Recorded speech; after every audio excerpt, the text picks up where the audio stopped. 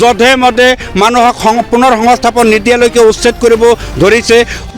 কৃষকৰ আত্মহত্যা বাঢ়িছে। হয়, জনজীৱনৰ জ্বলন্ত সমস্যা সমাধানৰ দাবীত CPIMৰ বৰপেটা জিলা কমিটিৰ উদ্যোগত বিশাল জনসমাৱেশৰ আয়োজন কৰা হৈছে। উক্ত জনসমাৱেশত কাদং CPIMৰ শাখা কমিটিৰ তৰফৰ পৰা কাদঙৰ পৰা ই-ৰিক্সাৰে যাত্ৰা কৰা দেখা পোৱা গৈছে।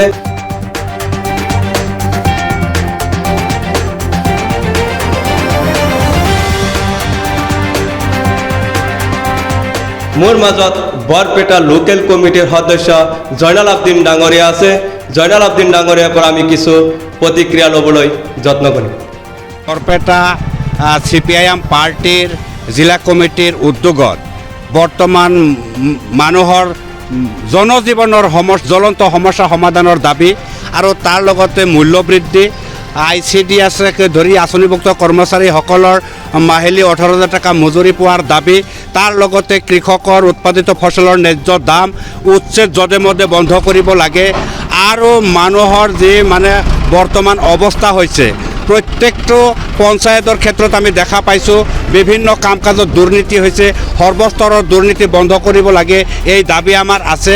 আৰু লগতে কৃষকসকলৰ উৎপাদিত ফচলৰ ন্যায্য দাম দিব লাগে আৰু কৃষকসকলক সুৰক্ষা দিয়াৰ কাৰণে আমাৰ কেন্দ্ৰীয় চৰকাৰেই হওক আৰু আমাৰ ৰাজ্য চৰকাৰেই হওক, এই ৰাজ্য আৰু কেন্দ্ৰৰ ডাবল ইঞ্জিনৰ চৰকাৰখনে আমি যি লক্ষ্য কৰি দেখিছোঁ, এই বিজেপিৰ শাসনকালত মানুহৰ ক্ৰয় ক্ষমতা তেওঁলোকে হেৰুৱাব ধৰিছে।